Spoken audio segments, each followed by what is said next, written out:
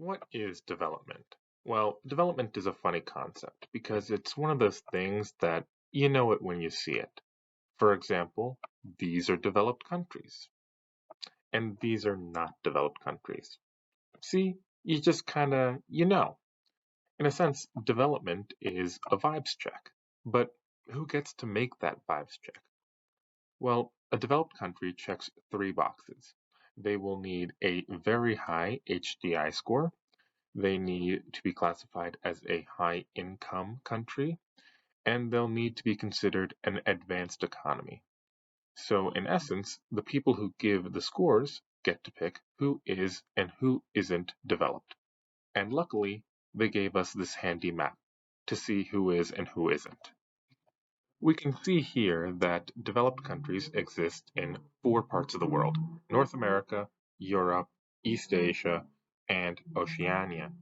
But since a developed country is merely any country that checks those three boxes, eventually there will be more. And eventually they will arise in a region that currently doesn't have any. So let's talk about Chile. This is the point in the video where any Chileans watching are free to comment about how developed Chile is. If you're not Chilean, feel free to leave a like. It genuinely helps the channel. Now back to Chile. Chile is one of the most interesting countries when it comes to development. Anecdotally, you will hear from Chileans and those who visit Chile that the country is on par with any average European country and is probably in better shape than some. So, is Chile a developed country? Well, let's go back to the three criteria from earlier. In terms of HDI, Chile has the highest HDI in South America.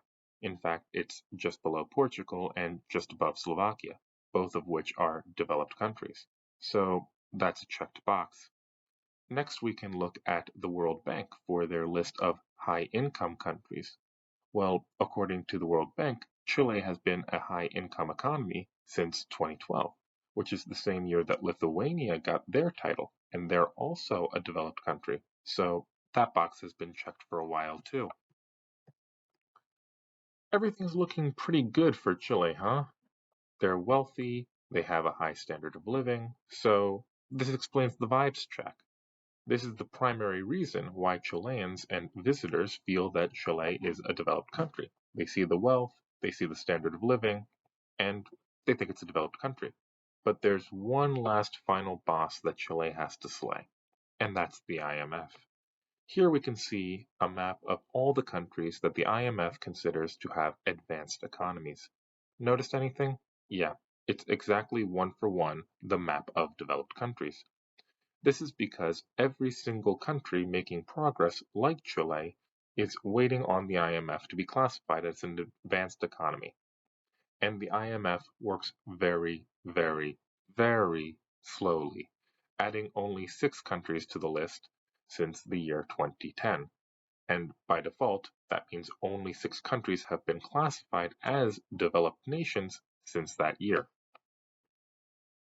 This is tricky because Chile arguably has the strongest claim to being a developed country of any on the list, except maybe Poland.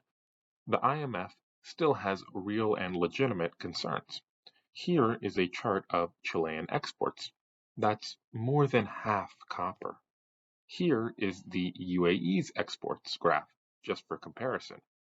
See, Chile is essentially a petrostate without petroleum, which makes sense because the in transition category of development that Chile has found itself in is also the category that the Gulf states have found themselves in: developed but not developed enough. But Chile isn't out of luck. Just as the petrostates of the Gulf have realized the need to diversify, Chile too can diversify its economy. Potential sectors like manufacturing are ready and available to Chile. With reasonable labor costs, local resource production, and lots of ports for shipping, Chile is capable of diversifying and slaying the IMF to become the first developed country in Latin America. Or, alternatively, the increasing global demand for copper may be too tempting, and Chile may double down on resource dependence, thus staying in transition forever. Only the Chileans will be able to decide the future of Chile. If you made it this far, thank you, and please consider leaving a like or alternatively leave a comment and tell me what you thought.